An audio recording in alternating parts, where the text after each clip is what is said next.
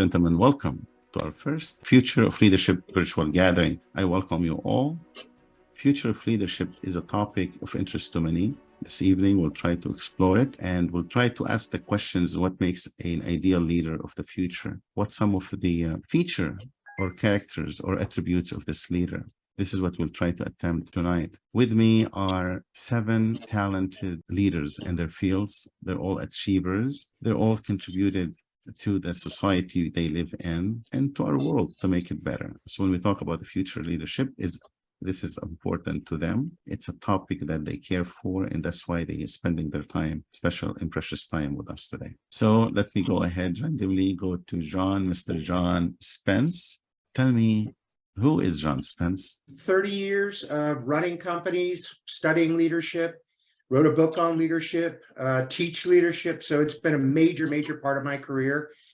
I'm known for making complex things simple. And my goal tonight is to be as simple, as straightforward as I can about what I think leaders in the future will need. And the best way to find me is through my website if you want to follow up. Which is? johnspence.com. Perfect. Welcome, Paul. Who is Paul McCarthy? Well, thank you. Thank you everyone for being here. I stumbled upon the fact that our leadership system, from identifying, recruiting, onboarding and developing, is ineffective at best and broken at worst. And I stumbled upon that fact by being a leader myself who was developing thousands of leaders around the world, and started to realize that the way that we develop leaders isn't fit for purpose for the future. I was fired myself from 4 different executive leadership roles for demonstrating qualities that I would find out were missing from how we develop leaders. And I've made it my mission over the last 4 years, out of almost a 30-year career, to basically try and understand how we identify the right kinds of leaders for the future. And I present quite a counterintuitive approach to the future of leadership, which until recently has been quite sidelined or discredited, but it's starting to gain academic traction and real evidence that we need a different approach. So where can people find more about this line of thinking? paulmacleadership.com. You can find me there, or I'm LinkedIn, anywhere on LinkedIn. Okay. So. Welcome. Obi? Hi, I'm Obi James. I am a leadership consultant. I'm based in the UK, in London, UK. I say I'm Nigerian or Finjurian. I was born in Germany to a Finnish mother and a Nigerian father, and I have lived in Nigeria, Finland, and have been in the UK for 20 years. I specialize in creating inclusive cultures of shared leadership and empowered relationships where every individual can thrive. I'm also a trustee of Royal African Society, and my big dream is to work actively on helping and working with Africa to harness its vast resources. Beautiful. Where people can find you? www.objames.com. I'm also on LinkedIn. Excellent. Welcome. Thank you. Let's go with Dr. Daniel. Hi. So Daniel Monahan, over 30 years in corporate, and over the past 3 years now, consulting in the area of leadership. So I uniquely combine real world executive leadership experience in global multinationals, from running a single country to running 47 countries to rolling out business solutions in over 210 countries and territories.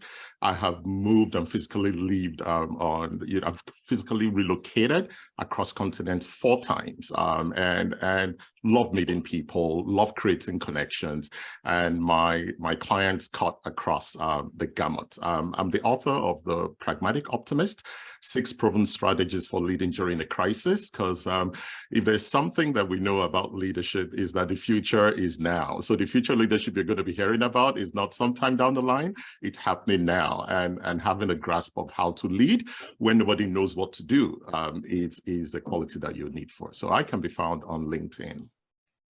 Welcome. Patina. Yes, Bettina Brayshaw, 25, 30 years in corporate, grew up in the business and evolved and migrated over to HR. Have a passion really for developing and growing talent and our employees, but also coaching leaders. I've been inspired by some of the best leaders, and I've also been inspired by some of the worst possible leaders you can run across, because we learn from both sides of that. And I find in today's world, people truly struggle with so much context around who are we supposed to be as leaders. And so really passionate about that. Impressed with the panel you put together and all the people on this call besides me. I'm humbled by their presence and really want to say thank you to Paul for making me a part of this. And you can find me on LinkedIn. Welcome. Let's go with Sahana and then we go with Ken. Shahana Chattopadhyay, Shahana. joining from Mumbai. Am I audible? Yes. Yeah, joining from Mumbai. I spent 18 plus years in the corporate world, and then the last 6 years as a solopreneur, exploring what is shifting in the future of work and future of leadership. I'm an organization development consultant and a coach and a facilitator. I've always been within the corporate and outside in the space of technology and human potential, developing people's capability and skills within organizational context, and individuals and teams and leaders, coaching, consulting, and also as a part of a workplace reimagination consultant. That was one of my roles, which was interesting. I'm really proud and happy to be a part of this panel, to be discussing something that is so urgent and important in today's context, the future of leadership, and my website, pluriversalplanet.com. Excellent. Welcome. Ken? Good evening, Ken Pasternak. I'm speaking to you from Florida, but I'm usually found in Helsinki, Finland, most of the time. I've worked with helping leadership teams improve performance for over 3 decades, all around the world. I've lived in 6 different countries. And the thing that probably differentiates me most is the fact that I co-authored a book called Performance at the Limit: Business Lessons from Formula One Motor Racing. And that book, published by Cambridge University Press, is in its 3rd edition. It's available in Chinese and Turkish and Japanese. And I do a lot of work with organizations to take the learnings from Formula One teams like Ferrari, McLaren, and Mercedes, and what can we learn about leadership, teamwork, organization culture, working with partners, communication, and so on. And I've also written 2 other books. One came out last year about my adventures around the world over the last 40, 50 years. It's called Exploding Turkeys and Spare Trousers: Adventures in Global Business.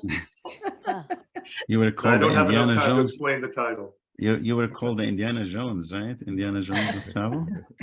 I've been known as the Indiana Jones of cultural travel. Of Yeah. cultural travel, yeah. And who named you that? One of my colleagues based in Germany, the Marshall Goldsmith 100 Coaches Group. We have a global gathering here, ladies and gentlemen. The attendees becoming more and more coming in. So I welcome all of you, to each one of you that just came in. Future leadership. What is future leadership? Why are we gathering here today to talk about future leadership? Before we go further, I'd like to thank and acknowledge Paul McCarthy from Paul McCarthy Consulting. And I'd like to acknowledge John Spence from John Spence LLC, my partners in crime, to put this one together. They did an excellent job. I appreciate you. I acknowledge you. And I'm looking forward to more of this. John, what is the ideal leader of the future? Tell me about them. He or she? He, she, they. It's there's a couple of things I look at. I entered the workforce in 1989.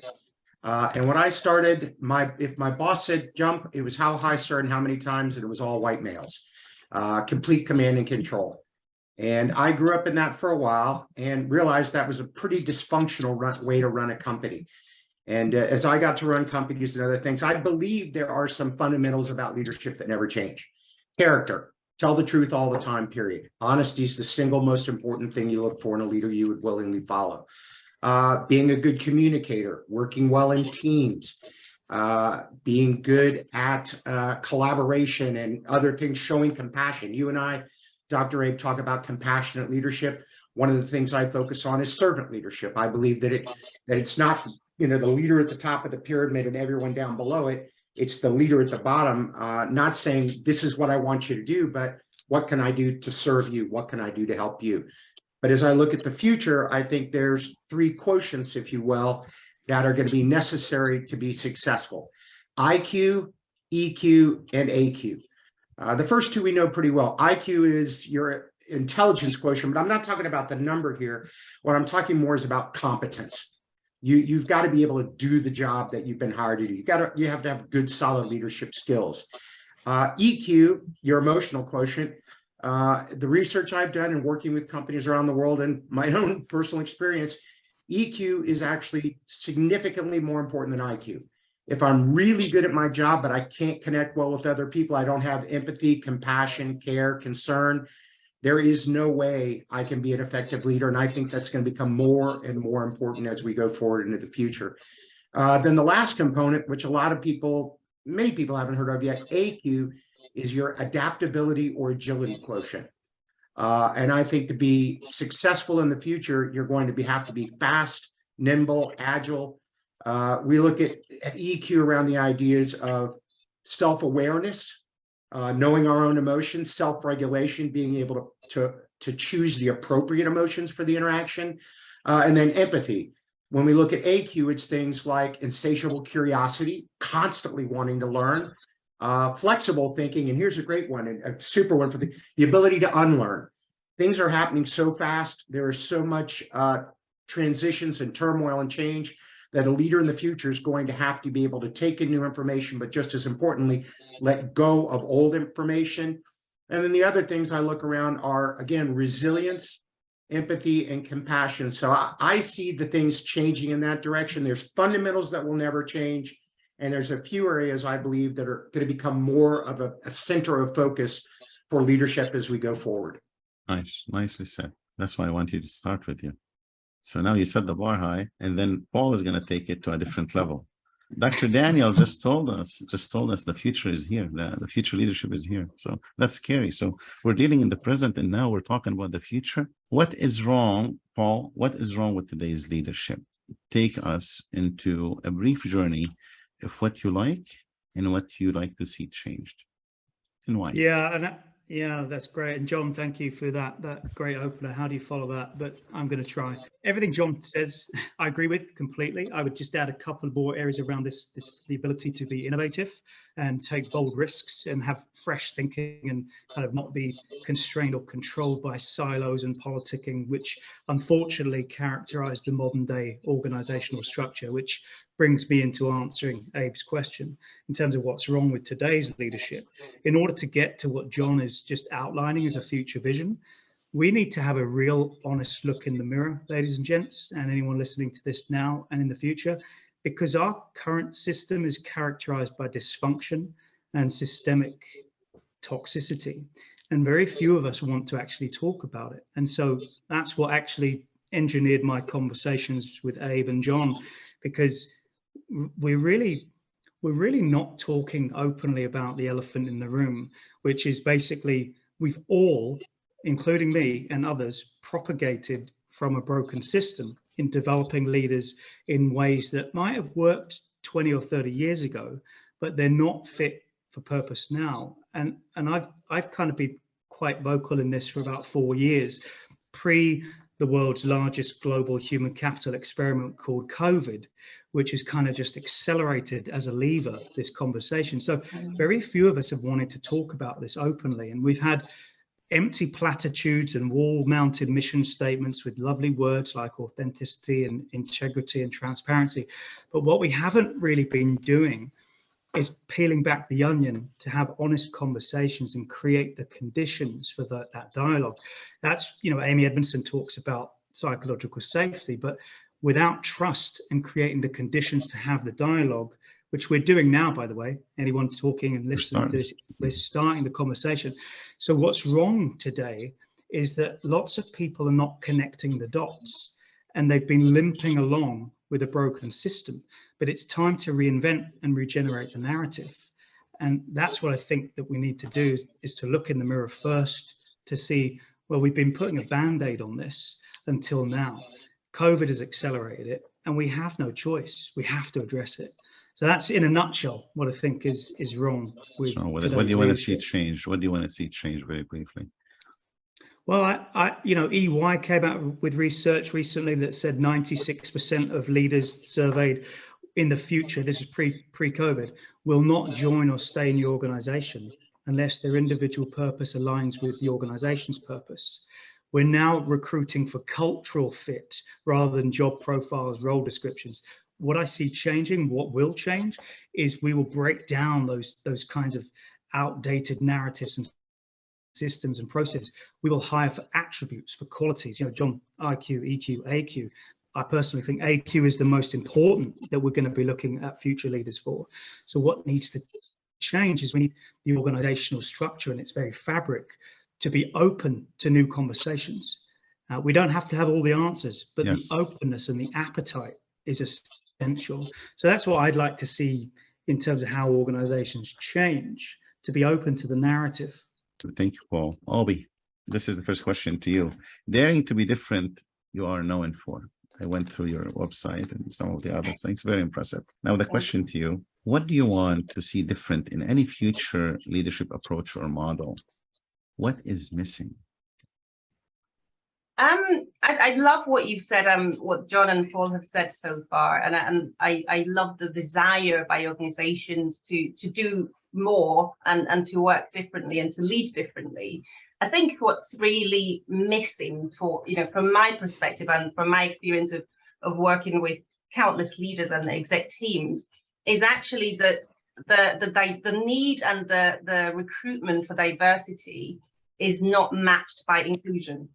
So as a Black African woman, there are multiple layers of my identity, and lots of organizations, because now diversity is a thing for many, and as you said, when you had the COVID and Black Lives Matter with the horrendous murder of George Floyd, all the black boxes and all those statements, the people are talking the talk, but not really walking the walk of what it means to not just recruit diversity, but what does it mean to harness diversity, and what's the right culture to actually not just harness but nurture diversity, and actually to look at inclusion rather than bringing diversity for the sake of diversity. So if as I mentioned, as a Black African woman, I have to function like a white middle-aged man to succeed in your organization, what's the point of your diversity? So for me, what's really missing is inclusion, and then that requires a lot more work than many organizations are willing to. When we talk about the inclusion, we mean authentic inclusion. It's not just we put a face to the campaign we have and we say, oh, we include this segment of society or not. It has to be authentic, right? It has to be authentic, and I loved what Paul said about looking in the mirror. I think that we need to look in the mirror as organizations, but actually individually we need to look in the mirror, and it's a tough thing to do. Looking in the mirror requires acknowledging your privileges, which other people don't have, and if you start to acknowledge it, then you're forced to use it in service of those that don't have those privileges, and if you do use it, it comes with sacrifices which many aren't willing to make. How about if you acknowledge it and you have it, it's going to be taken away, and then you stop actually practicing inclusion because it's going to take some of your privileges. Absolutely. Absolutely. And I also think, I look at compassionate leaders today because I know we're looking into the future, but leaders aren't equipped and actually developed to harness diversity and to look in the mirror and to actually ask for what they need.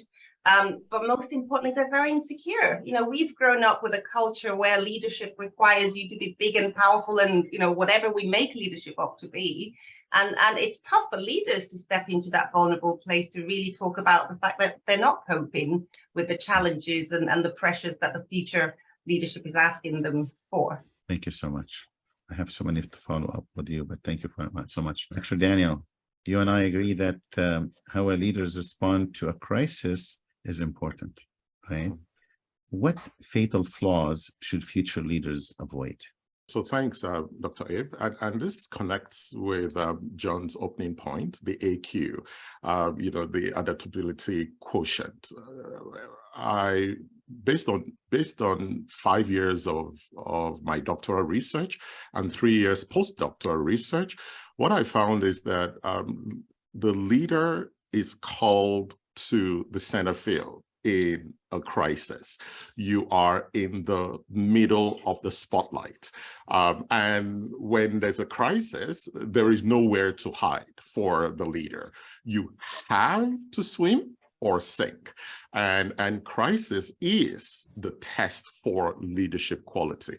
Every product passes through extreme conditions in order to pass quality tests. Well, for leadership, crisis is that extreme condition that tests for leadership. And in my research, what I found, 10 of them, of these fatal flaws was listed. I'll just talk about 3 of them. The first one I'll talk about is deny a crisis, to delay a crisis, or to discourage. On the denying part, and this speaks to the personal nature of leadership, very different from your technical skills, very different from your managerial capabilities. But on the technical side, the human-to-human component comes to the fore. So what you find is that when leaders are faced with a crisis, especially one that threatens them, their knee-jerk reaction is to deny that it exists. And research shows that the higher you go in an organization, the higher your propensity is to deny the presence of a crisis that people at the lower level in the organization can see very clearly. One of my mentors actually did a research on that. She called it taking off the rose-colored glasses. So the higher you go, the more rose-colored glasses. The denying part is so strong. It comes in the area of toxic positivity as well. Also, another mindset that makes a leader prone to denying is a mindset that believes that seniority equals superiority. Which was the point that Obi was making earlier. So deny. So that's the first one we'll talk about. The second is delay. I usually say that inaction in the face of actionable information during a crisis will not go unpunished. And that's what happens when you're caught in a crisis. All the eyes are on you. You're supposed to make a lead. The word crisis itself has a root word in the Greek, which means to decide. So that means that the most important thing you do in the crisis is to make a decision. But what happens is that because of all the overwhelming information and the pressure, leaders delay and they hesitate and they second guess and they lose confidence. And before you know it, the crisis snowballs out of proportion. The third and final one is discourage, which is from a French word, means to strip of spirit and to strip of courage.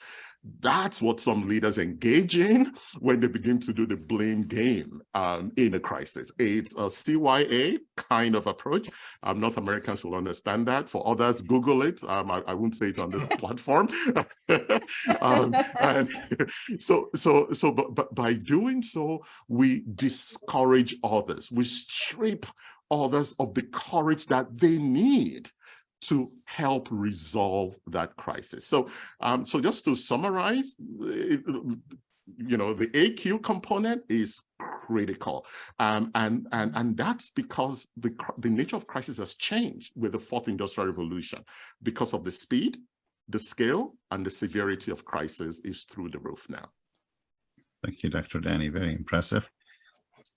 Bettina, I heard the mindset when Dr. Danny was talking, and I wanted to explore the mindset of our audience. How can we change and help shape the mindset of our audience, readers, leaders, members of our community in general, to understand the role of the future leader as we envision? I don't think that there's easy solutions to this. I have found in influencing and working with leaders, and much to what John and Daniel and Paul and everybody's already spoken to, there's something about fear with these leaders, and ego certainly comes in, but that's a protection mode. So the first thing in order to truly be able to influence the mindset and have people come to the table is, are they ready? Are they curious? Are they learners? I'm at a point in my career talking to the wall doesn't make sense. You have to pick that audience. John, you laugh because the wall doesn't engage well.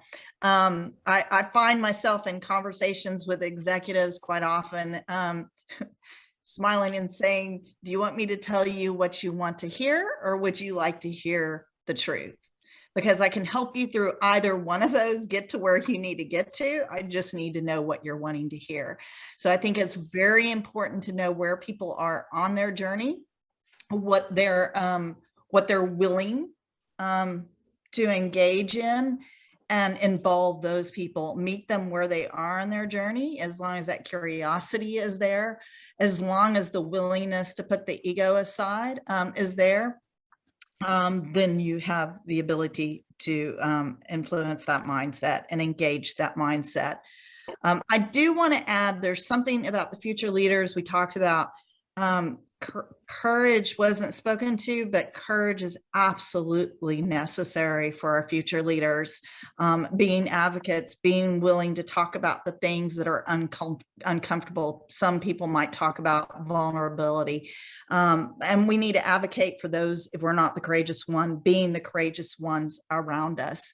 And then I also just want to comment on the diversity comment. We've talked about diversity for longer than I've been alive, and inclusion, and yet we've not taken action on that. So that will only happen when we make changes throughout our organization and bring the future leaders in that are ready to make those changes. Thank you so much, Bettina. Very impressive. Ken, what do you like to see in future leadership that we don't have today? Well, good question. Thank you for asking that and for including me in the panel. Let me first say that I started my career in banking. I was a corporate banker lending to large organizations. And then over time, I started to teach banking.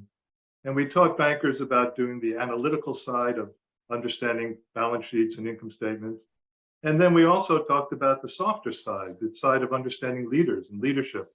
Are these the people who can deliver the strategy and the always very positive forecasts that they made? And things were moving along, and then we hit the financial crisis in 2008, and the financial system collapsed. Banking was changed overnight. And soon after that, as a consultant and as an executive development trainer, I was getting requests from banks and financial institutions around the world. Let's get back to basics. Let's get back to where we were when we did proper credit and risk analysis. And this led me to think, I was then asked to speak at a conference in Istanbul for the European Foundation for Management Development. And the audience was 150 deans and directors of business schools. And the topic was, what will corporations be looking for in their people 5 years from now? And I found myself, I entitled the talk, Deja Vu All Over Again, because I said, they're going to be looking for people skills, what we used to call soft skills. The analytics that you learn in business school is great, but what we need are people and leaders who can work with people. The other thing I said at the time was, corporations are going to start hiring more for attitude than competence, because they could teach what they need to teach to intelligent people who've graduated from business schools or not. But the attitude, the right attitude, the point that was made earlier about directing your energies towards a purpose that is in alignment with the organization's purpose is going to be more important. So for the future, it's kind of going back to basics, really. And John did a wonderful list at the very beginning. Like many of these lists, a lot of them begin with the same letter. So, the first one is communication, as has been said, internally, up, down, sideways, and more importantly, externally, dealing with stakeholders, dealing with social media in the appropriate way. Second is character, as John actually said. You spend a whole career building your credibility. And any one wrong move can chop that at its knees. It's all about your integrity, your honesty, your trustworthiness if you want to build an organization, a culture with psychological safety. In terms of culture, also been mentioned, leadership in the future, it's got to be about collaboration. Command and control doesn't work anymore.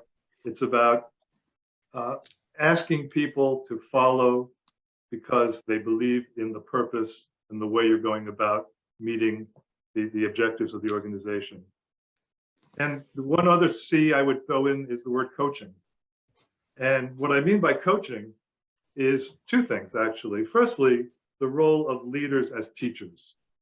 It's something which I think has always been there, but not necessarily named as it should. That leaders have a responsibility to share their knowledge, to pass their understanding, their experience on to others in the organization so that they can develop. But the other side of coaching is that leaders do need coaching. And we've learned this now over the years that executive coaching is not remedial work. It's actually taking good people and making them better. And it's now accepted as a practice, but every great leader becomes even greater when they have a coach helping them understand themselves and becoming more effective. Nice, very nice. How do you like that? He gave us the answer. Ken, always good to hearing from you and impressive insights. Now, Sahana, I'm going to ask you, what do you add to what Ken has said to us? What do you add? And what can we do about it? We collectively, I mean, this is an attempt to it. This is an attempt to say, hey, in future leadership, you can be this, you can be that, and that will work for you and your organization. What do you say to that? Yeah, Ken covered very crucial points like communication, culture, and collaboration. And without collaboration, we know in a very diverse world, we are not going to get anywhere, especially in times of uncertainty and complexity. We keep bandying the word VUCA about, the acronym I mean, but we don't really understand the depth of what it means to be in a volatile, uncertain, complex, and a world that is changing day by day. Daniel spoke about AQ, and no, sorry, not Daniel. John. Yeah, John spoke about AQ, and Paul spoke about the elephant in the room that we are not talking to. And I believe one of the skills of future leadership is that of a facilitative leader. A leader who's just not at the helm of a productivity enhancing machine, but who realizes that an organization is a living, thriving ecosystem, a community. It's not a machine for just to make profit for a handful, but it is a community of an intentional community, if you will, of people gathered around a purpose, a shared purpose. And when a leader shifts from command, control, competition, charisma, to becoming a steward and a facilitator, the whole, the leadership paradigm shifts. It's not an outside in leadership, it's an inside out leadership. It begins from within, and then that impacts what is happening outside. It is not about generating influence, but about impact, the impact you have on your community, on your immediate employees, on the organization, on the society that the organization operates in, because no organization operates in a vacuum. It's within a society, it's within a context, it's in a community, and in the larger, if you will, in a larger planetary context. I keep talking about organizations as possibilities of the future, as as bodies, as communities that can have a healing impact on the planet in this phase of planetary collapse, in this phase of imminent disaster. And that requires leaders to step back and look at themselves, something that we have not equipped leaders to do because they are so driven by external parameters of competitive strategy, of making profit, of all kinds of things that they're measured for, but they're not measured for, or forget measured, they are not encouraged to believe in themselves. So if you take away the trappings of the leadership, quote unquote. What I mean by trappings, the trappings of designation and the trappings of seniority, then you suddenly have a human who is vulnerable and frail. And take away that assertiveness, you have someone who is not centered, not grounded. We need leaders who are grounded, who are centered, who believe in themselves and hence can believe in have an unyielding faith in the potential of humans within them, within that organization, within that community. An organization, at the end, I keep repeating, is a living system. It's not a machine for making profit only. So a facilitative leadership is what we are looking at.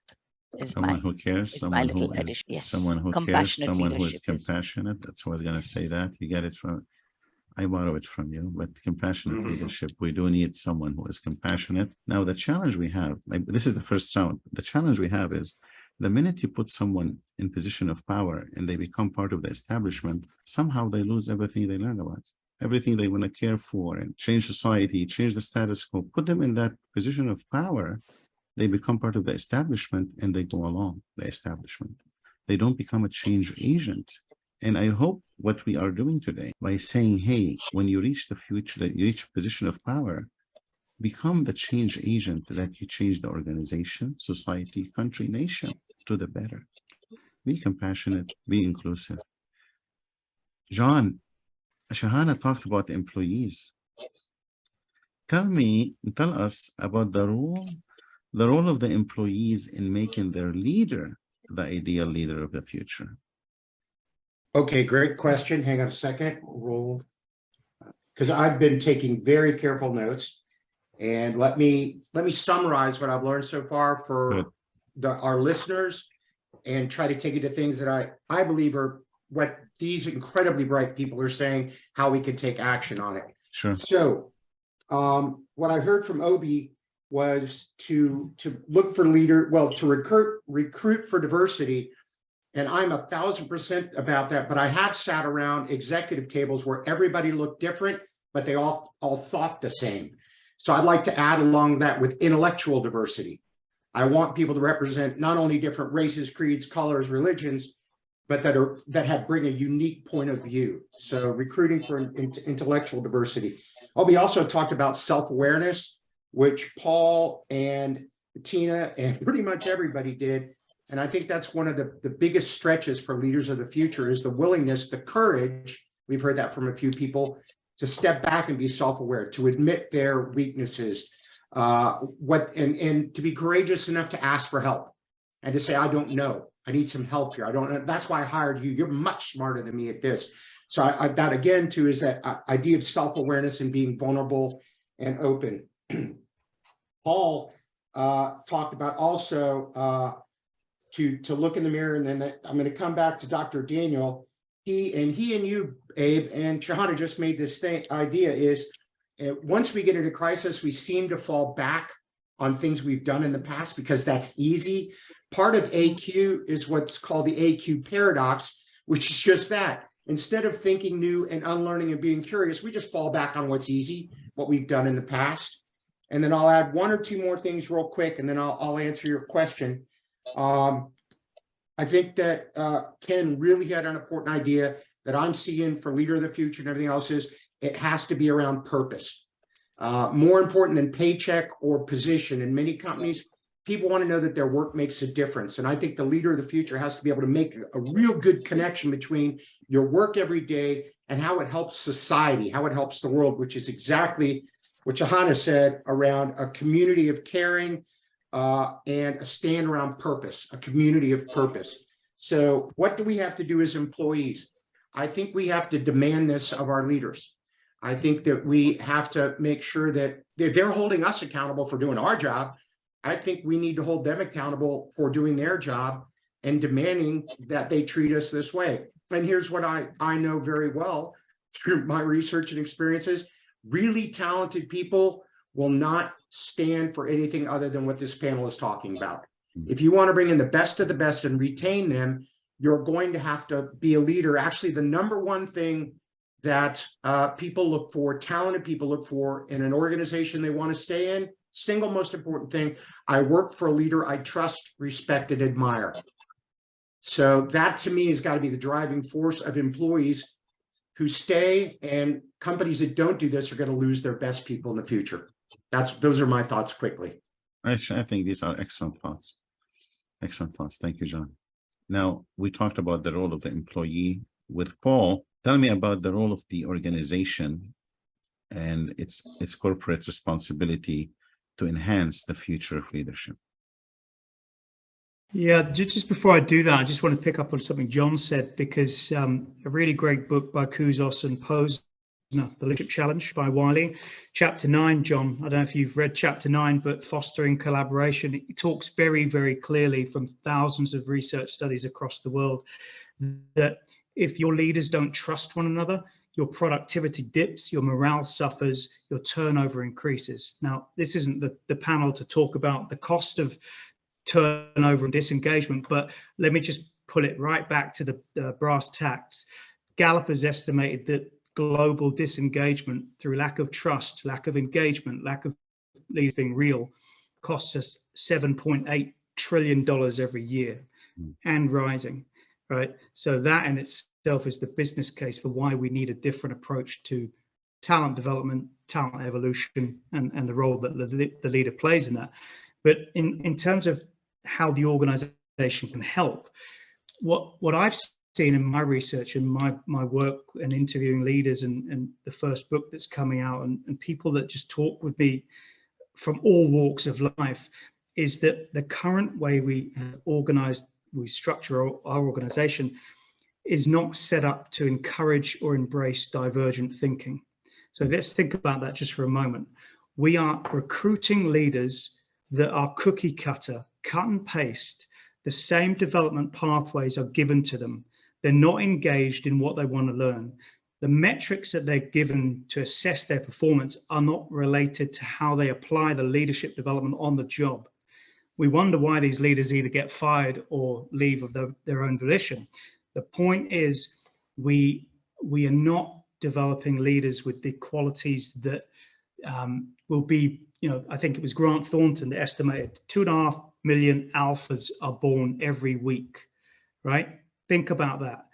In 25, 30 years from now, they'll be leaders, but we are not addressing the needs that they have. So to Sahara's point, people are not going to be motivated by profit anymore. So organizations have to adapt. So Gary Ridge, on one of your other symposiums that you did, Abe, was one of the very first pioneers, and John, I know you know him as well, one of the very first pioneers, Gary Ridge, the CEO of WD-40, that said, you can be kind and you can be humble and you can be a nice person and you can still make a profit, but you're motivated by something very different than the profit. The profit's the output. So for me, in answering your question, John, Abe, it's about how do we help organizations to rethink the types of talent that they're hiring. So the agitators, the troublemakers, those that are marginalized, those that are unpopular because they go against what John referred to as leader groupthink, right? They're the leaders that have the courage to rise above and shift the narrative and change the world. People think I'm crazy, but obviously this panel is testament to the fact that we're not. So the organization is just not keeping up. And I could be crazy, John. The organization is not keeping up because it's clinging to outdated systems. $400 billion every year organizations spend on developing leaders. DDI estimated this in 2018, pre-COVID. 14% of people that buy that leadership development thinks that it works. I would really want to know what that number is now. The whole point of this is organizations aren't adapting fast enough. They're not listening to the people that they need to embrace in the conversation, because those kinds of leaders have qualities that are not necessarily seen for what they are in the current way that we develop leaders. So I think we need to really press the reset button here. And I think we need to have a conversation where we look in the mirror. So the self-awareness thing is come up time and time again. We need to stop wearing professional masks. We need to basically be vulnerable and have that word mean more than just an empty platitude that sits on the wall. And we need to measure for vulnerability. And we need, I would love Glassdoor to show at some point an organizational barometer that talks about, how organizations are adapting to the future of leadership, right? And actually have that publicly reported against. And that's full transparency. Very good, though. Very good, Paul, because you use so many of these words and buzzwords that we all say we have to be transparent, we have to be agile, we have to be purposeful, but without the mindset to put it into play, it's not going to happen. Yeah, that's a fair. Let me just interject and I'll close it off. But in my first book, I talk about the 3 data points, and what I mean by that is, I go in, I work with hundreds of leaders like we all have.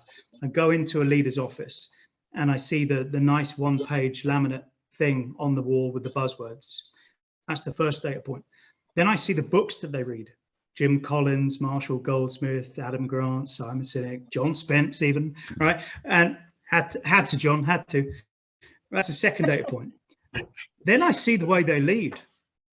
And there is a complete incongruence between those 3 data points. If we're transparent and don't have silos, why do we have a meeting before the meeting? That's just one question.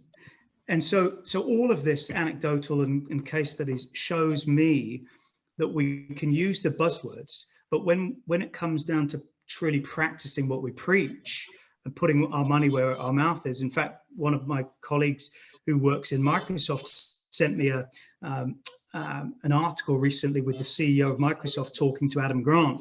And one of the things he talks about in the future is we're going to need to have managers spend more time with employees to kind of create relationships of empowerment. And Gallup just estimated that 50% of people who leave their jobs that contribute to that 7.8 trillion of disengagement, in the last 3 months of their role, they hadn't met their manager once, because if they had, they would have stayed in the organization.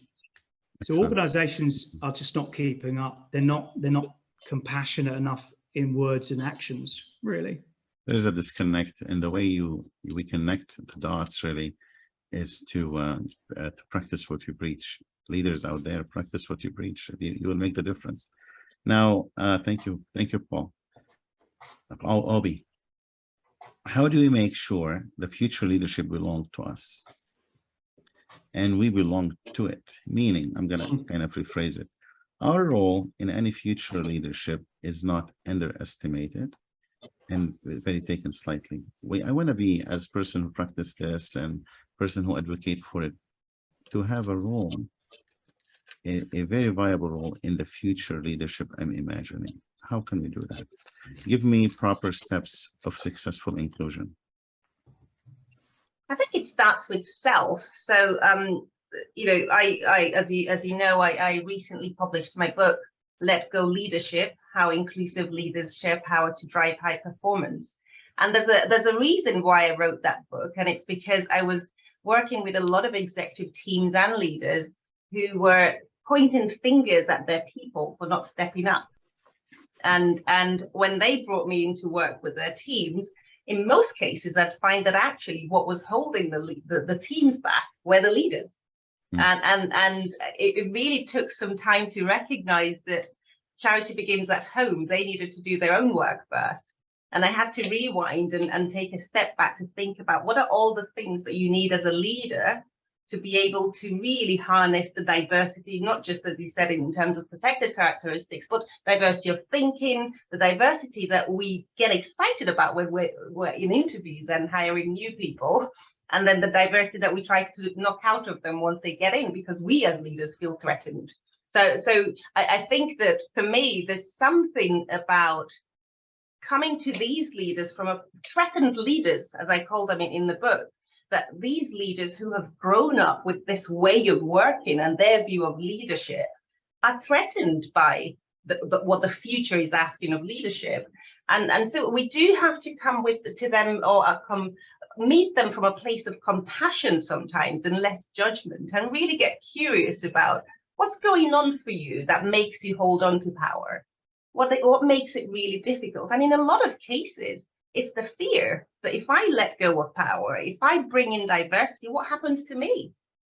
So there's a lot of work for us to to do as people that work in this space with leaders to prepare the leaders to harness diversity. And then there's a lot of work to do with the diversity to actually show up authentically and be able to feel confident and safe enough to bring the diversity into the workplace. So I really think it's a journey of co-creation. So when it comes to inclusion, I think there's something about leaders training themselves to have a devil's advocate in their teams, to look for the person who challenges their thinking, to pay attention to what triggers them when their thinking is challenged, because there's information there for them, but actually there's a need for those voices of challenge, and they need to be celebrated more, and they need to be brought forward more, and it's a co-creation journey. So inclusion is really, for me, if you were to say 3 steps, I'd say, first of all, how do we help all the people that are coming up, all the employees that have diverse thinking who have shut up or have been shut up, how do we help them to grow the confidence again to be able to speak up, given the experiences they've had so far when they've spoken up, which quite often can be quite negative? And then how do we, on the other side, as leaders, help build in this culture of positive challenge, constructive interactions, feedback, so that we're able to create new organizations that can last in the future? Very good. We go back to the psychological safety here, and letting people, employees know their feedback is essential and it's appreciated, and there'll be no punishment or even demotion. Very nicely said. Dr. Daniel, take us through the process of overcoming crisis or difficult times. What is the formula of success when faced with impending failure? Thanks. And I think what has run the gamut with all of the speakers so far is the personal nature of leadership. Norman Schwarzkopf said, leadership is a potent combination of strategy and character. But he said, if you must be without one, be without strategy. Unfortunately, there is a lot of a loss of character within today's leaders, and it's the end that justifies the means. As long as you meet your objectives, as long as you meet that revenue target, that market growth target, that metrics, you're good. And that breeds, and then we wonder why we are in recurring crisis within the organization.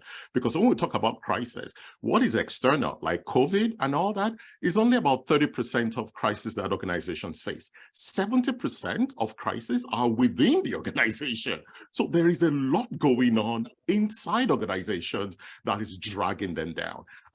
Peter Drucker said only 3 things happen naturally in organization, and that is friction, confusion, and underdevelopment. Everything else requires leadership. So that is the basis, just connecting with everything I've been hearing so far. That's the basis of this approach to overcoming a crisis. Because like I said earlier, a crisis is a test of leadership. In other words, the formula and the process is really you bringing out your A game.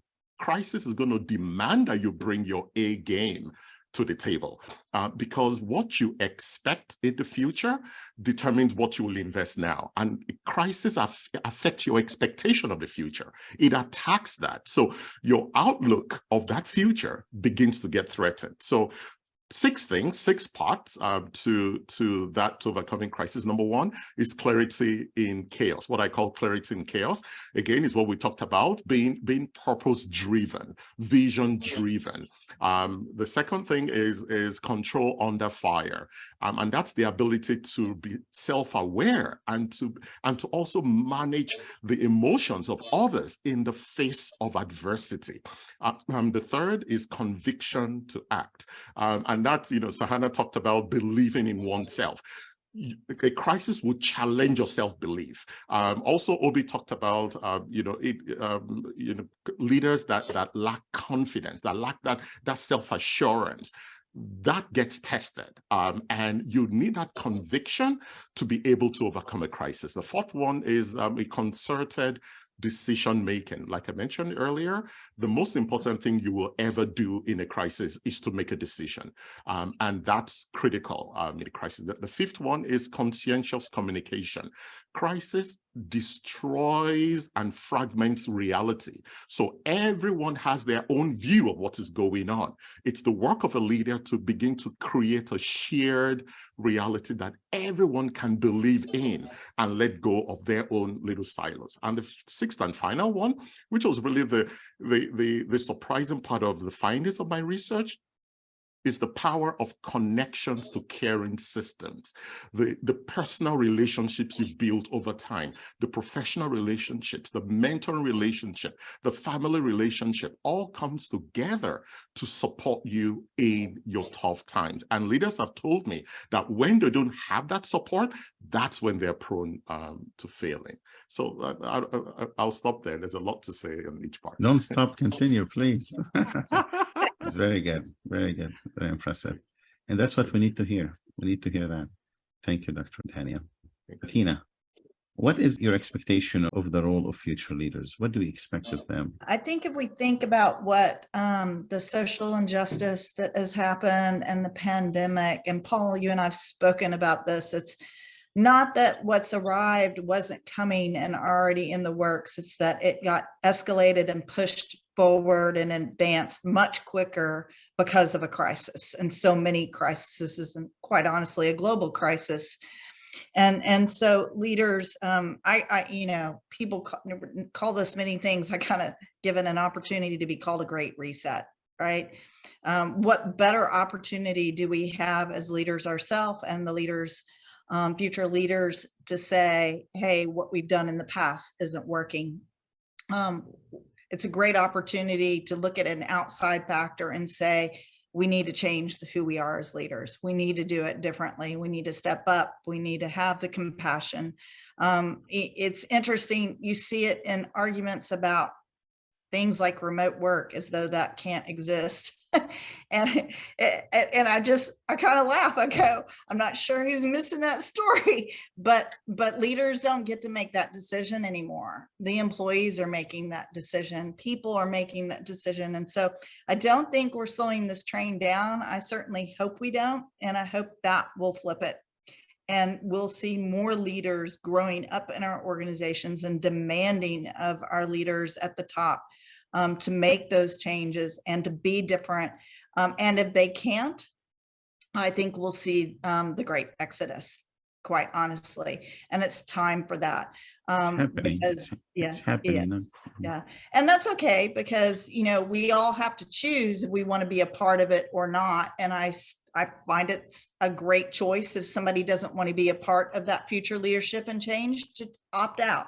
That's not a bad decision either. They contributed in the time that they needed to, but now we need our future leaders. And that starts from our employees growing up through our organizations and developing them and inviting them into the conversations much earlier on. I want to speak to psychological safety for a moment, because this is like something that is like out there in the conversations everywhere on LinkedIn, everywhere socially, yet it's not really greatly understood about how we get there. It really starts with equity, and psychological safety is an output or outcome of that. So I think sometimes we avoid the tough discussions and tough topics because if we don't bring in equity in our organizations, then we don't even have a starting place for psychological safety. But with the psychological safety, it kind of has 4 prongs, right? It starts with, I want to be included. And so, but I can sit in a room feeling included all day long. That doesn't mean I feel safe, right? And so then I need to feel safe to learn. If I'm in that room, I need to now have the opportunity to learn. And from there, I need to be able to have the opportunity to contribute, right? And be a different voice in that room. And finally, it gets to kind of what Paul and I've talked about. I get to now challenge the status quo. So I think that's really important to understand. And as future leaders, we all have a real opportunity to be part of this great reset. We can make people feel safe and secure in that, and tell them something outside told them that it's not their fault, right? And bring people along on that journey and make them be a part of the story. You covered so many insightful ideas that I want to jump in and ask you a question, but I know the time is limited, but I'm going to ask you one question in particular. Who is responsible to assure these employees that have self-doubt that they are safe to voice their opinion and their feedback is appreciated? Who is responsible for that? The leader, right? The leader. And myself, quite honestly, as a leader, I have to choose to opt in and out of organizations where they don't allow for it, right? That's part of the reset. But the leader is absolutely responsible, and they have to listen. They have to be willing to change their mind, have to be willing to fail. They have to be willing to role model failure and make mistakes and say, I'm sorry, and be a part of, what I love that came up so much in today's conversation is we talked less about empathy, because that's also on every post in LinkedIn. We talked about compassion, because compassion is the next step, right? Compassion is, empathy is feeling what you feel, but compassion is doing something about it. And so as leaders, we have to fulfill that. It is absolutely an imperative as leaders to be that way in the organization and to hear the voices of all of our employees.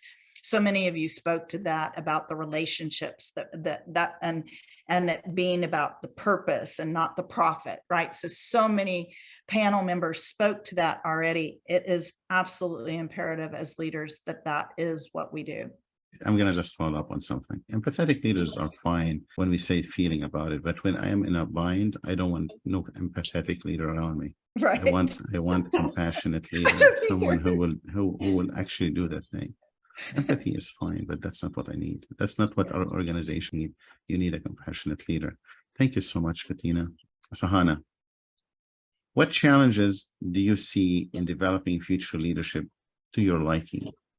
In other words, what causes us to achieve what we want in any future leadership model? I'm just going to, add a little to what has already been said. See, leadership today has become a kind of a construct that has been emphasized further by decades of MBA schools and this overarching economic narrative of leaders needing to be ruthless, competitive, and assertive, strong, invulnerable. And when we reward more of that same, more of that ruthlessness and competitiveness, then we get more of the same. What I believe is needed is for leaders who are courageous and curious enough to be able to shift this paradigm, shift this narrative. But it's a bit of a chicken and egg. We need leaders who will first begin to behave differently outside of this purely economic paradigm. And I'm not saying organizations are not here to make profit. It is indeed there to make profit, but that's only one lens. It is not the whole picture. When we make that the whole picture, make that entire paradigm, make the economic narrative the only lens, that's when leadership also begins to flounder. Because we need other lenses for a diverse and creative and an innovative organization. We need lenses that encourage and support leaders to become who they truly are and doesn't force fit them into this paradigm. So that after a point, like y'all mentioned, power becomes kind of a crutch. When I have power, with great power comes great responsibility, but that doesn't happen. It becomes a crutch. The designation becomes a crutch because the paradigm, the story covering that is what is pushing leaders to become who they are.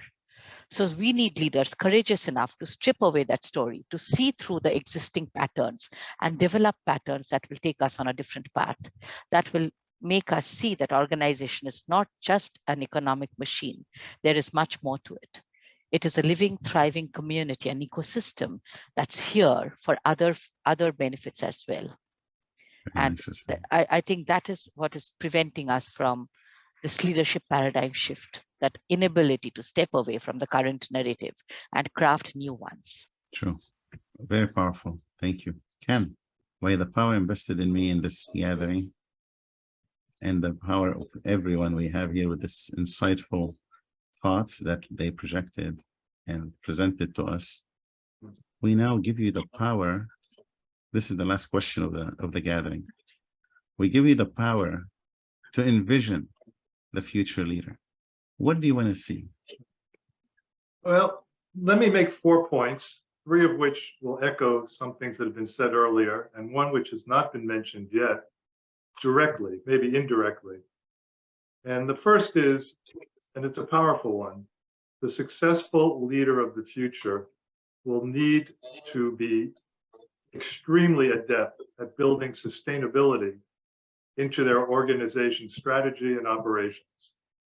Because without that, we're going to be in great trouble, all of us, in maintaining the integrity of this planet. And it's a hot topic. It's a topic that organizations are trying to address. A lot of them are talking better than they're acting, just like many governments are talking better than they're acting. But I think sustainability has got to be in the discussion about effective leadership going forward. That's number one. Number two, I want to come back to, I think, something which Sahana was saying in terms of facilitative leadership. And when we wrote the first edition of Performance at the Limit about 16, 17 years ago, I was inundated with the word leadership. I found it was being overused. There was so much coming out. And this was before social media was important. And we were struggling with the word leadership. And I was speaking to the head of one of the Formula One teams, and I asked him, what do you do on a day-to-day basis? And he said something which stuck with me. He said, look, I'm in a very privileged position. I have a helicopter view of the whole organization that no one else has. So it's my job to integrate all the pieces of the organization to make the whole, to make the organization deliver what we're promising to our stakeholders and our shareholders. So we started to call, instead of leadership, if you look at the book, we call it integration and not leadership. And I think that's extremely important. The second point is a point that John made about AQ and dealing in crisis. And it also relates to self-awareness, has been mentioned many times. I co-wrote a book about 20 years ago called Managing Your Strengths with Dr. Alan Katcher. And Alan was one of the founders of something called the Life Orientations Method, LIFO, as it's called by many. And in it, there's something called the strength-weakness paradox. And it goes to a point that John was making about when people are in crisis or under stress, they fall back on the strengths that worked for them in the past. And what happens is their strengths begin to become weaknesses. So a sense of self-awareness of how one shifts into that mode is going to be very important for people to work into crisis and not to fall back on modes of operation which will not be effective. And the last point I'll make, and one can talk the whole program about this, but Obi has mentioned it several times, is the words diversity and inclusion. And I think that organizations have found it more easy or relatively easy to handle diversity because that's a measurement. Hiring people of different color, ethnicity, religion, whatever it might be. And as the point was made, it doesn't mean that they're, they're diverse in their thinking. They may be all different color or different background, but they may be thinking the same. So that's an issue. But inclusion is much, much more complex because inclusion is a mindset. And as we all know, mindsets are difficult to develop, to change, to nurture. And mindsets don't start when someone joins an organization or gets hired. It starts at home, in schools. So the leaders of the future hopefully will be people who have been taught to understand that we need to be inclusive in accepting all types of people, all types of ways we do things, and those people will grow into the leaders of the future. Amen to that. That's nicely said. These are the questions of the gathering, but I'm not going to end it here. With permission of our attendees and each one of you, we're going to continue probably until 6 o'clock or 6:05. We say future leadership, and we need compassion, we need empathy, we need transparency. We need people who are caring for others, which is fine, right? These are our intentions. These are our intentions. Why? The question to you, and this is a panel question now, and each one we're going to make it more like a group discussion. 5 minutes, 10 minutes. Why are we failing to make this genuine, authentic, transparent, compassionate leader on the helm of an organization or the country or a nation? Why are we failing? What are some of the causes? I know this is off the cuff thinking. We never asked it the question before, but why do you think that is happening? I can start with John on this, but I'm going to also bring a friend of mine, a friend of ours, actually, all of us. If you haven't met him yet, I would like you to meet him. Dr. Oleg Konovalov is with me here, and I want to bring him to the panel with us so he will join the first gathering. So each and every one of you, thank you for coming and staying with us as well. But did I bring Oleg? Yes, Dr. Oleg, welcome, sir. You may unmute. Thank you for inviting. So we're talking about future, and future without your vision, I don't know, what can we do? Visionary leadership, visionary leader. So Thank you. First of all, tell me, conversation. what do you give me like 30 seconds, a minute? What is the future leader from a visionary point of view? Okay, let's put it in a simple way. Let's assume that an average leader of the future will be much better than a great leader of today. Let's take it as a metric, right? And therefore, it wouldn't be a conversation about called the functions. It would be of a greater dimensions of leadership.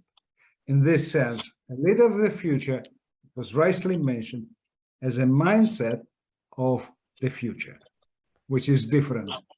Today, leadership is mainly about intuitive approach, but it should be a systematic mindset approach, very different. Leader who pushes people up. I love a statement of Alan Mulally, who is a former CEO of Ford and Boeing. Leadership is a labor of love, right? And it remains a constant element.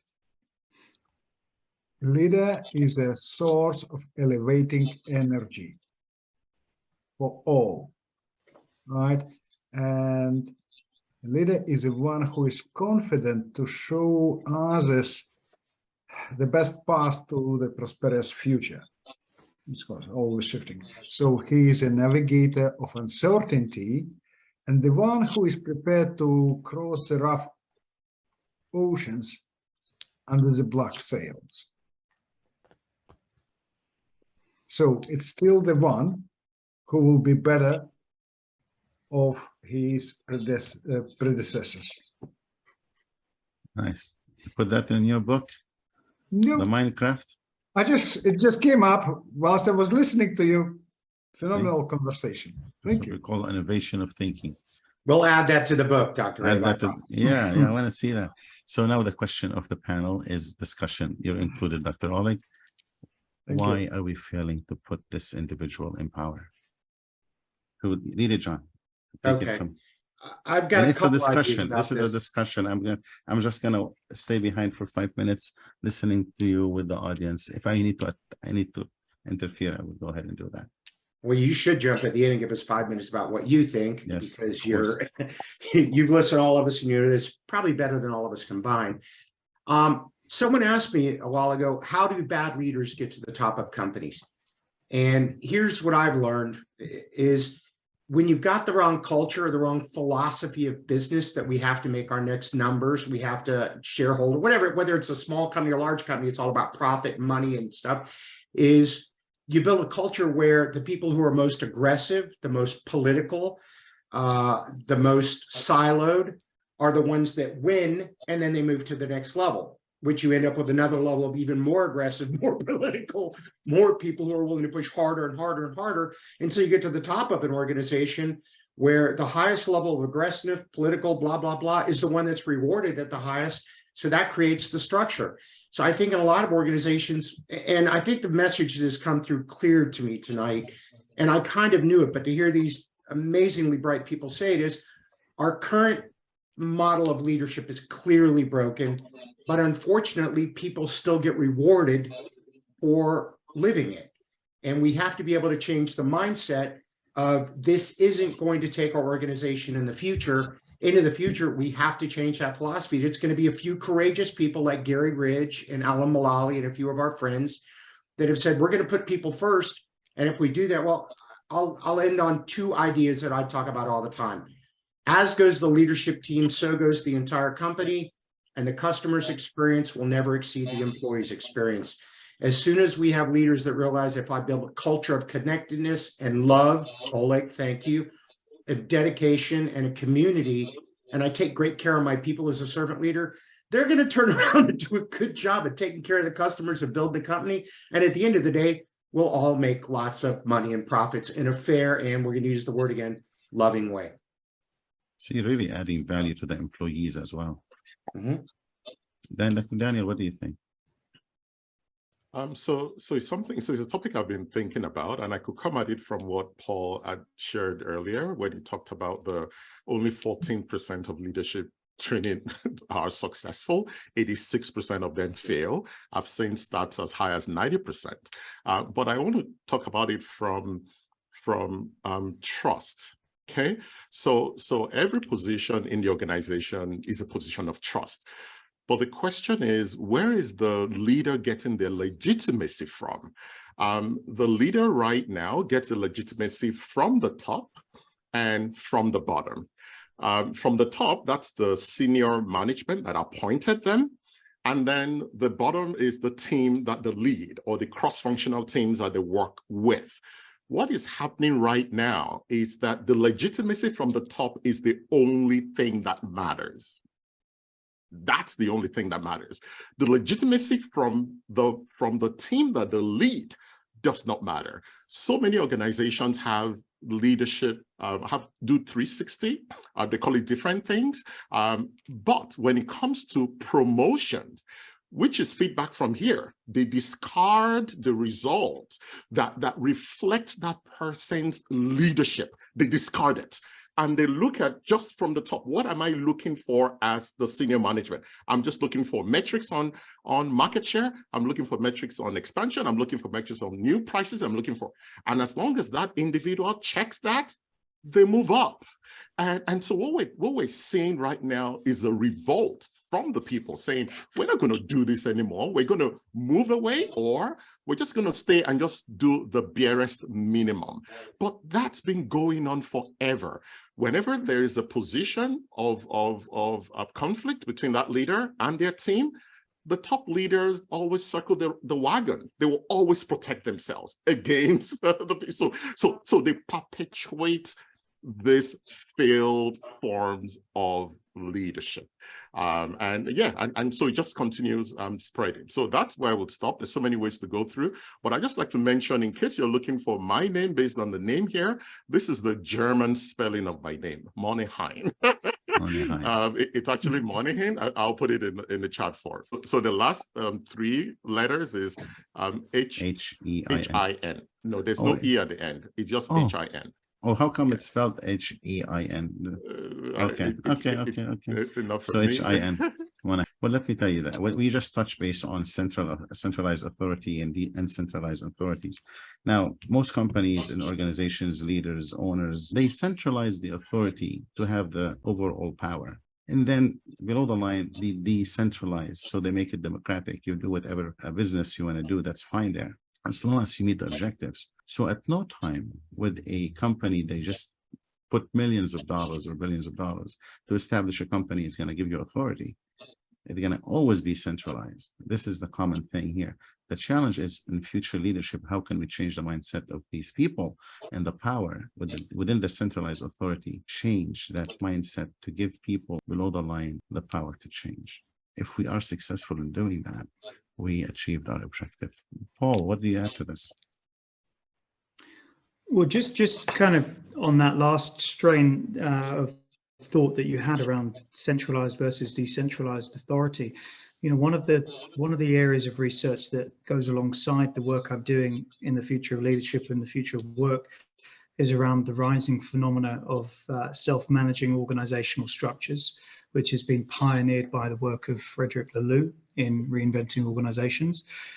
And he's shown very successfully that actually organizations can be much more purpose-driven and profit-driven by decentralizing their authority. So he's essentially shown with organizations like Morningstar and Buurtzorg and the Haier Group, which is China's the world's largest manufacturer of white goods like fridges and freezers. He's shown that by having almost like an ecosystem approach where different organizational elements have their own P&L, their own leadership structures and their own responsibilities, the organization could be more successful. So when I talk to leaders about this, they think I'm crazy, but we're showing statistics and case studies of organizations that are becoming increasingly self-managed. Lulu calls them teal-based organizations, which basically is the next stage of the evolution of human consciousness. So every moment in our evolution as humans, our organizational structures correspondingly have to keep up with that evolution. And we're now at the point, to some of Sahana's earlier comments, where our organizations are now being driven much more by meaning, by purpose, and by more social enterprise kind of methodology. So profit will be the output, but it's not the driver. So for me, I'm also thinking about this whole conversation from that lens too, because the one thing we have not touched upon, which could be part of a follow-up symposium at some point, is in 5 to 10 years from now, that type of organizational structure will become more of the norm. And we've seen it in history that organizations are evolving all the time in their structure. But my interest is that we are not preparing leaders to lead in that kind of organizational structure. So think about it. We're not even preparing leaders to lead in the current systemically dysfunctional organizational structure. And then we have something called self-managing structures coming. I get laughed out of CEOs' offices quite a lot when I talked to them about this 4 years ago, and now they're starting to listen. So we are woefully unprepared for that, Abe, and we're even more woefully unprepared to fill the leadership capability pipeline. Because let me just give you another sobering statistic to bring you back to the here and now. The American Management Association estimate 48% of thousands of leaders surveyed basically prioritize the capability development of their leaders. And yet only 18% of organizations and the multinational organizations actually develop their leaders. So there's a disconnect. Again, we're all talking the same rhetoric and we're all saying great things, but the rubber hits the road when we actually invest in the development of our leaders. $4,000 we spend on average every year for leadership development per head. And again, I've given you the stats earlier. So I guess what I'm saying is, to round this all off, is nobody and this is a North American term, so if anyone outside North America doesn't understand this, it's basically, we don't like to be told our baby is ugly, all right? Even if the baby is ugly. So we're going in to talk to organizations and boards of directors and CEOs, all of us in our respective spheres, and we're playing the role of pioneer and trailblazer in many ways, because we're saying, listen, something's coming, you're not ready for it, we can help you, we can be a guide. Now, more often than not a lot of people are listening until it's too late. So think about the startup trajectory. You've got your early adopters, you've got your mainstream, and you've got your laggards. I think the work we're doing on this panel today and subsequently, we're looking at the early adopters, because once the early adopters are on board and they realize they take calculated risks, they don't need eons and eons of academic journals and peer-reviewed materials before they realize the future is already here, right? Then the mainstream will catch on. Oh, sorry, the light's gone off. It's almost 2 o'clock in the morning over here, so the light in the office is cut it short. Well, maybe that's the universe telling me to be quiet. But Okay. you know, I think it's here, and essentially, unless or until we can meet organizations and leaders where they are on their journey, we're talking to a wall, you know, and I think we need to use compassion ourselves as practitioners, because we're all practitioners in our own areas, to meet people where they are on their journey with no judgment, no blame, but really just kind of open arms and saying, how do we help each other move forward? Because to Ken's point, in 10, 15 years, we may not have a planet left, right? So we might be in systemic collapse, well, we actually are, but this might be a futile conversation unless or until we could address this. Everything you said just resonating in a kind of in the same wagon. But you mentioned they laughed at you. You said they called you crazy. Crazy are the one who will make the future, right? Crazy are the one who sees the future. And when you'll be the last one to laugh at them. Thank you so much. Thank you so much, Paul. Now, let's make it short and brief. Ovi, what do you think? And then we go to Suhana, then Bettina, and then Ken. Yeah, I think something we haven't really spoken to or spoken about is pace. The pace, a lot of what we've been talking about on this panel have all required pace and the slowing down. And you know, one of the reasons I find that leaders really struggle to adopt or even consider new ways of working is that they think that if they stop to pause and practice mindful leadership, they miss out, because there's so much noise within organizations, there's so much noise within leadership teams, that it's really hard for them to just stop and think.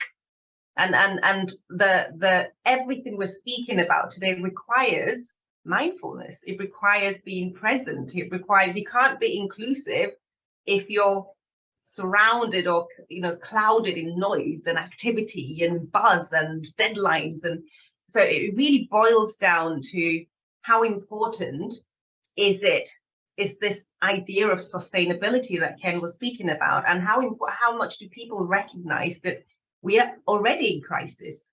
You know, the way things are going right now, if we don't slow down and pay attention and become present and harness the diversity, harness all this thinking and the wisdom and the creativity and innovation that most organizations already have within them, we're not going to make it longer term. So it's almost a false economy going on within organizations, because everyone thinks we're going really fast and we're getting somewhere, but actually, if we pause to think, we're on the wrong path. So for me, my parting words would be pace, pace, pace. How do we kind of get out of this idea of lots of noise and busyness and actually become more present? Mindful and present. Thank you. Sahana? Obi brought up something that's very, very crucial. Bayo Akamolafe, someone's work I really admire, keeps saying, slow down, times are urgent. And what we miss out by not slowing down is the ability to see the underlying patterns. We are caught up in a kind of a rat race, and we try to keep pace with that race without really understanding, is that even required? And this is linked to what Paul was saying a while ago about teal organizations. One aspect is self-management. The other aspect is wholeness. And the other aspect is evolutionary purpose. How do we even understand what wholeness is within myself and within others? A leader who feels fragmented and fractured cannot create a whole and healing organization. So yes, I would say the future of leadership begins from slowing down, from understanding wholeness for what it is, and embracing that authenticity and the indelible interconnectedness, rather than seeing things piecemeal, seeing things as a machine and everyone else as a cog in that machine. So when we put all these things together, what emerges is a vision of leadership that begins from a very different set of paradigms than, you know, the current paradigms running the show. That begins from a willingness to step back from vulnerability, from slowing down, from compassion, and from a willingness to steward and facilitate a living system rather than a few cogs and resources that you've been given to, you know, acquire profit. Thank you. Bettina? I've had conversations with leaders about that speed. There are days I think that we'll just spontaneously combust and we'll leave that black ring around the wall because people won't stop. And somebody mentioned earlier, keep it simple. And we tend to, as humans, make very simple ideas extremely complex. I've sat in organizations where we can't even come up with priorities or strategy or a go forward plan. And so I think, because I'm still part of corporate America, right? I have to self-reflect on myself as a leader and who I want to show up as, and quite often that can put me at risk if I show up the way I want to, as well as encourage others, because you don't want to be in their face about it. That's the compassionate part, right? You want to meet these leaders where they are so they can find their path forward, because I do believe there's bright people out there. They just haven't seen the future, and they haven't had somebody show them quite how to get there. So I don't think we just get rid of everybody at the top and start over. I think somehow we have to find the ones that have the mindset, and I truly appreciate where it was the labor of love, the source of elevating the energy for all, the navigation of uncertainty. I took those notes because I think that's an imperative. Paul, you and I've had many discussions about how do you recruit differently. So why don't we change that up? Tell us what you've done to create an inclusive environment. Give us specifics, right? How do you lead through that as a leader? Because that's your entry point, right? What's your mindset around leadership? That's the entry point. I don't think it's about a cultural fit. I think it's a cultural add, and we need to get over the cultural fit thing, because we're excluding people left and right in organizations. Because if I have to fit, that often means I have to be silent and quiet, or say it the way you need me to say it. So again, I think leaders are worth investing in.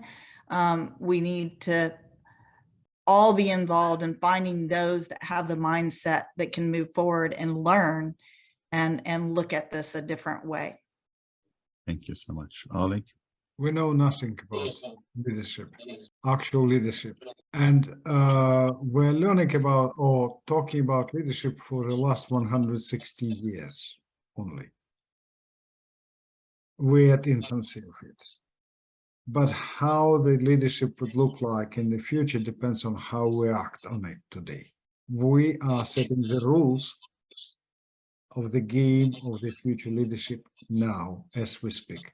Thank you. Now, for those who don't know Dr. Oleg, he's also a philosopher, you should read his leaderology, and then you'll be amazed. Now, Ken, the question is this: you invested millions of dollars or billions of dollars in your corporation organization. And we talked about the above the line, below the line, because leadership, that position we're talking about, is to have the employees change the mindset of the leader or leaders on top of the line.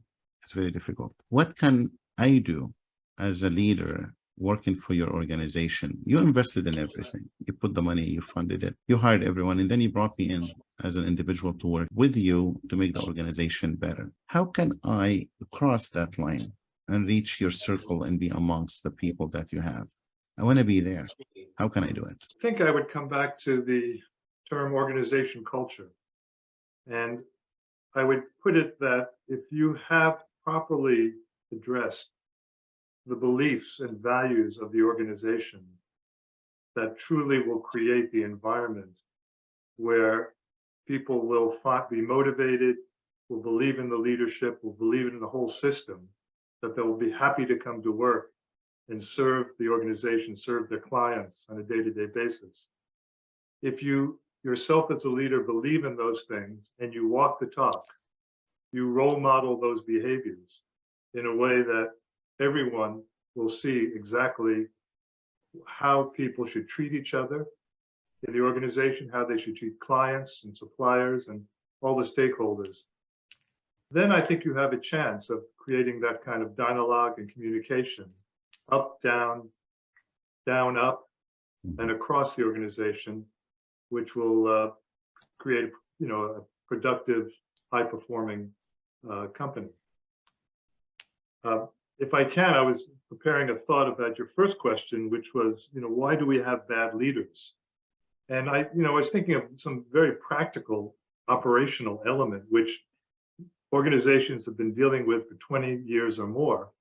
And that has to do with compensation. Because we still have organizations who will promote salespeople, good salespeople, their best salespeople, into positions of management, because that's the way they can, their HR system, the hay points, however they're doing it, will allow them to compensate them at a level which will keep them in the organization. And of course, everyone knows what happens. You take your best salesperson, you put him or her into a management position, and they're not great managers, and they're not really interested in management. So all the people who work for them get demotivated and less productive. And that salesperson is taken away from doing the job that they do best, actually pushing product or service to the clients.